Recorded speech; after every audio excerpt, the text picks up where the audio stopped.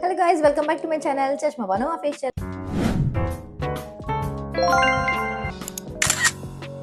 So ఈరోజు blog ఏంటంటే already మీరు thumbnail చూసేసారు కదా. ఎస్గా సింపుల్ అండ్ ఈజీగా ఇంట్లోనే మోమోస్ని చికెన్ మోమోస్ని సింపుల్గా చేసుకోవచ్చు అనమాట. సో ప్రాసెస్ చాలా ఈజీగా ఉంటుంది, చాలా సింపుల్గా ఉంటుంది. జస్ట్ షార్ట్ వీడియో అనమాట ఇది. ఇప్పుడు దాకా నా ఛానల్ ఎవరైనా సబ్స్క్రైబ్ చేసుకోకపోతే please do subscribe my YouTube channel. కింద నా బెల్ ఐకాన్ని క్లిక్ చేసేయండి. సో మీరైతే డెఫినెట్గా నా వీడియోస్ని లైక్ చేయండి, షేర్ చేయండి, కామెంట్ చేయండి.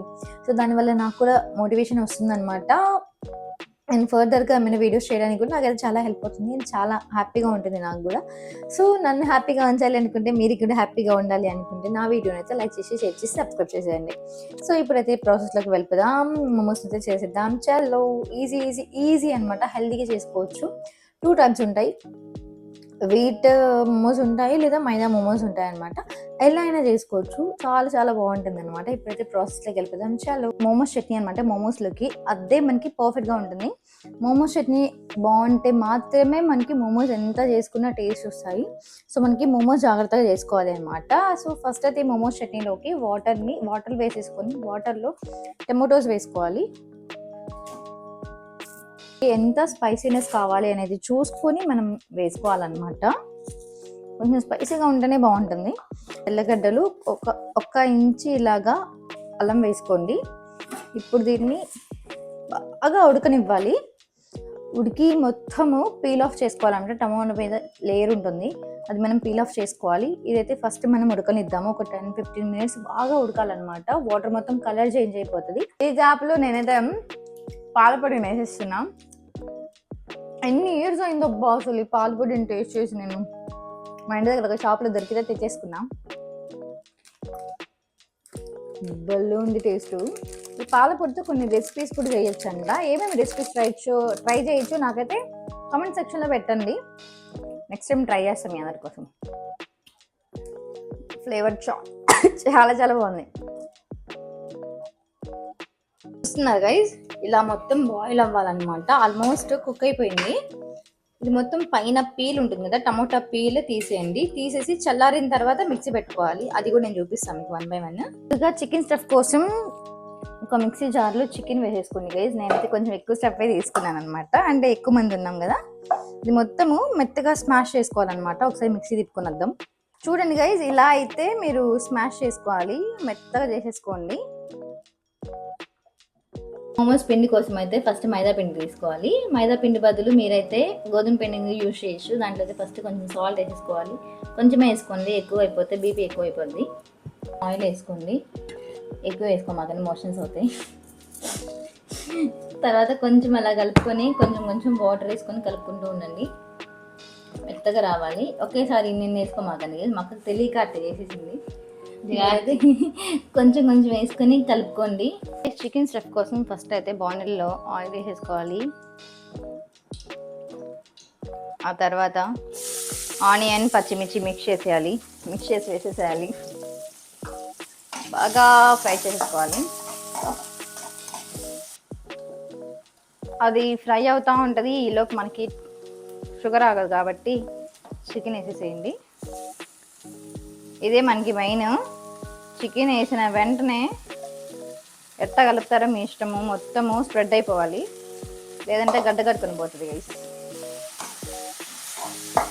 బాగా కలిపేయండి గైస్. ఆటోమేటిక్గా కలర్ అయితే మీకు చేంజ్ అయిపోద్ది.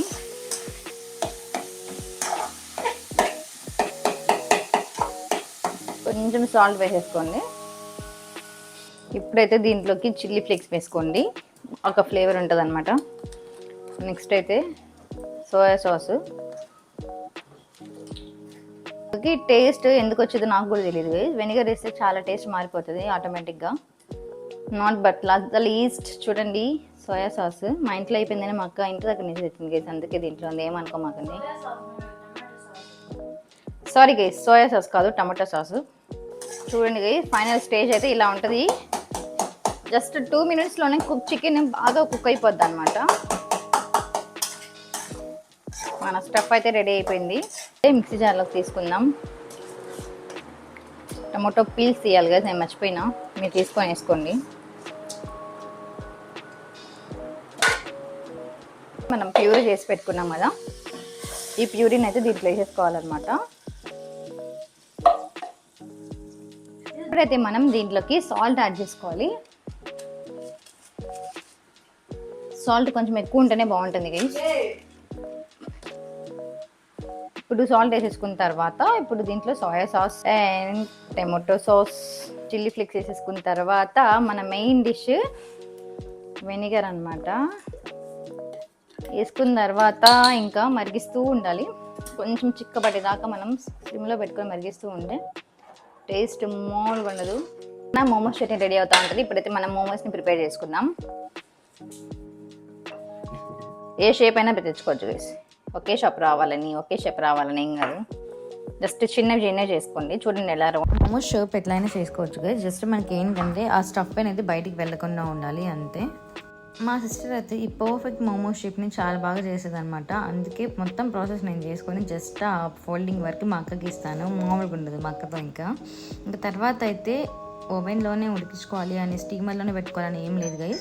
ఇడ్లీ పాత్రలో జస్ట్ మనము ఇడ్లీ ఎలా చేసుకుంటామో అలాగే, బట్ ఏంటంటే కొంచెం ఆయిల్ అప్లై చేసుకొని ఇలా పెట్టేసుకొని స్టీమ్ చేసేసుకోండి గట్టిగా. ఒక 15 నిమిషాలు మామూలుగా ఉండదు అనమాట. టేస్ట్ ఎంతో బాగుంటుంది. అసలు మోమోస్ చట్నీ ఎక్కువ వేసుకుని తింటాను నేనైతే, అంత ఇష్టం అనమాట.